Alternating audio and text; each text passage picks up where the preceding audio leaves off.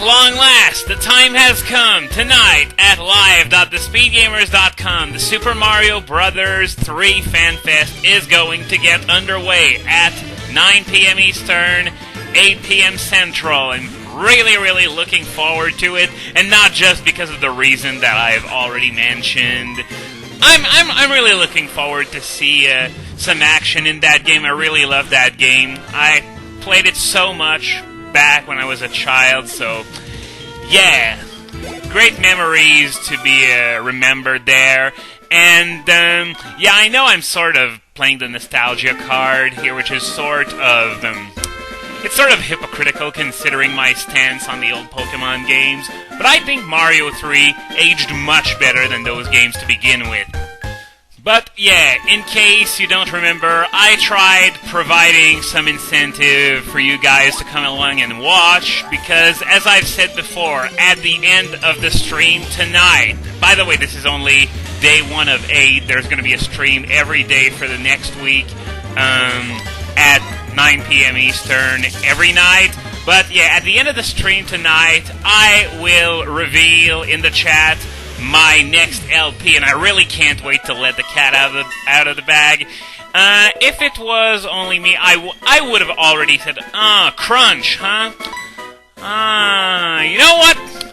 I'm gonna ditch Headbutt, because, yes, I know I've said before, Ghost and Dark are incredibly redundant as offensive typings, and I'm gonna come back to this later because I want to talk about this some more. But Headbutt really doesn't bring too much to the table, so you're replacing it with Crunch isn't such a bad move, at least while waiting for... oh, that's right, I'm gonna change my lead because Raikou leveled up. I'm gonna bring out Entei. It's a bit risky considering when we're in a cliff area with lots of hikers, speaking of which, here's one right here. But I got Dig for all those rock types, so I think I'm gonna be able to take those guys on, especially with the level advantage I have. But yeah, as I was about to say, if it was only me, I definitely would have already revealed my next LP, but at the same time, those guys are busting their asses so much to give on a good show that... Oh, wow! I always love when that happens! I use Dig and then they blow up into nothingness. It's such a shame that the graphics are, like, so crude and, basic. Else, it would have been fun to, have, well, not just the graphics, but the overall game programming, because it would have been really fun to watch the horrified expression on the Geodude's face as it sees the opposing Pokemon dig into the ground and, like, oh my god, I'm gonna die and it's gonna do absolutely nothing. And now I'm faced with a Golem, so...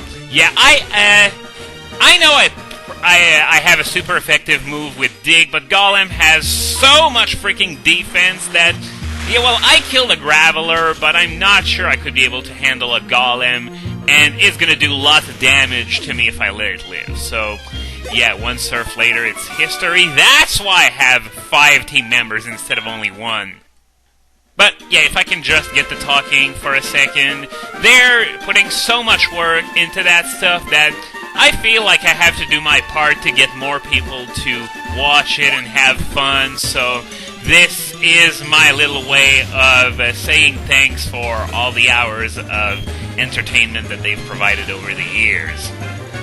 But, moving on, I was talking earlier in this video about the redundancy between Ghost and Dark, and one Pokemon that has majorly suffered from that over the years because it has nothing else than Ghost and Dark to attack with, almost. There are a few other moves, mostly normal and poison, and it's Bayonet. And the reason why I'm talking about that is because there's going to be a Dream World event, which is our second one internationally after the Evolution promotion, and it's going to be a Cursed Body Bayonet.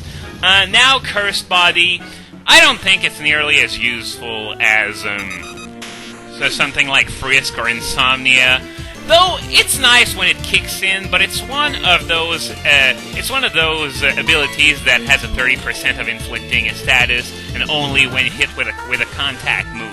Sometimes it can be a pretty big difference maker when it when it does kick in, but overall, I still like Frisk and Insomnia a lot better.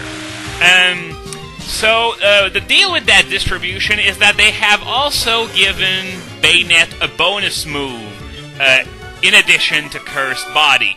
And it's going to be Cotton Guard, which raises defense by 3 stages. No, you heard that right. 3 stages. And you'd think it might be a good move, but unfortunately, Baynet just doesn't have the stats to make it work. First, it's frail. Very, very frail. So frail, aha, I knew there was something there. It just looked too suspicious. And it's a PP up on top of that. It's going to be coming very handy later on because I want to use them on stuff like Aeroblast and Sacred Fire that don't have too much PP. But, yeah, Baynet is so frail, it makes Infernape look like a brick wall. So, yeah, Cotton Guard already isn't such a good option.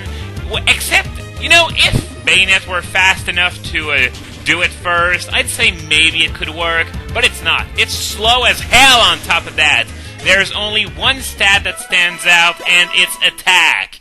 And just take a look at all the egg moves and move tutor moves that Baynet won't have access to with Cursed Body, just so you can get Cotton Guard. You got Shadow Sneak, Destiny Bond, all kinds of stuff like that. And, that means... does it again. The game is really, really a slow learner, it seems. But, yeah, you're passing up on so many moves just for an ability that ends up being pretty much inferior to Frisk and Insomnia, and Cotton Guard, which Baynet barely has any use for.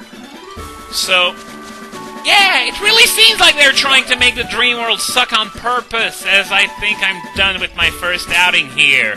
So I'm going to head back up to Blackthorn to heal myself, and after that, well, in this first outing, I tried keeping to the right as much as possible. Now I'm going to head to the left part, and after that, once that's done, I'm going to go down the middle part, wherever there is one.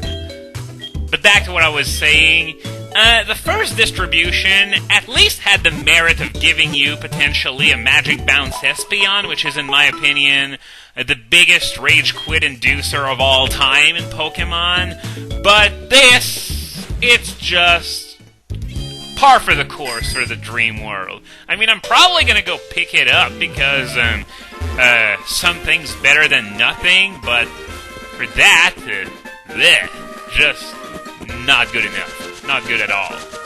But moving on to better news for my European viewers, the Zoroark skin that was released in North America earlier this month has now been made accessible in Europe. The password for this one is EU for Europe, PGL for Pokemon Global Link, Zoroark 11. EU PGL Zoroark 11, in all caps, by the way. This one, I'm sure, is case-sensitive just like the rest of them. But nonetheless, I'm still jealous of you guys because you got the Venusaur Seagear skin, and we have to wait. We have had no details on a potential giveaway for that skin, whereas you already have that one, and the Charizard and Blastoise ones are going to follow in the next few months. That's already been confirmed, by the way. That's just for Europe still. It's not for North America. Which sucks because I want that Venusaur skin so bad! By the way, yesterday on YouTube I came across a video that was called, I believe it was the top 10 You're a Dick moments in multiplayer gaming. And there was one entry from Pokemon in that top 10 list, and it's not you're a dick moment, rather than you have no clue how to play the fucking game moment. And I named Sand Attack! Yeah, Sand Attack, the move that infuriates noobs oh so much until they realize that they can just switch out and your opponent will have wasted a crap ton of turns just trying to get your accuracy down. And I believe that the person who made the video now knows about it for sure, because I checked the comments for fun, and there were so many comments pointing that out, and oh shit! Magnitude! I was so not ready for that! Oh, Only a 48 damage, though, for magnitude 7, and I was underground, so that means double damage. That means I would have gotten only 24 damage from a 70 power move under no normal circumstances, but then again, I'm dealing with a Geodude that's about 20 levels lower than me, so yeah, it's not that much of a surprise. But back to what I was talking about, if he'd said something like double team and minimize, a lot of people would have forgiven him, because those moves are really much harder to go around and circumvent, because you can't just switch and say, oh, problem solved, and oh great, self-destruct again. Oh man, those wild Geodudes, always such a great source of entertainment. But yeah, double team and minimize are so painful to deal with that they were actually banned, because the only reliable way to deal with it is phasing, and most moves that are used for phasing, whether they're direct moves like Roar or Whirlwind, or moves that are a bit more, that are not directly forcing your opponent to switch, but will still provide an incentive, such as Yawn, for example, those are affected by double team and minimize, meaning that you can miss a lot with these. And, okay, we've reached Route 46 once again by going all the way to the left, so I'm going to head back to heal and then take on the middle sections. There aren't middle sections all the way through this route. I believe there are only middle sections in the first and third quarter. Not too sure, because I noticed that the route's general layout has been changed a little bit. Not too much, but a little bit since the originals. So it's a bit harder to deal with, especially since Boulder Garden does not have a map for Hard Gold, Soul Silver, Route 45, only Gold, Silver, Crystal.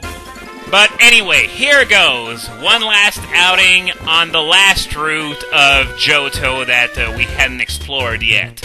And by the way, I'm talking about moves that were really cheap, especially in Generation 1, because the person who talked about Sand Attack explicitly mentioned Pokemon Stadium, and what a lot of people seem to have a lot of trouble coping with, despite being pretty easy to avoid.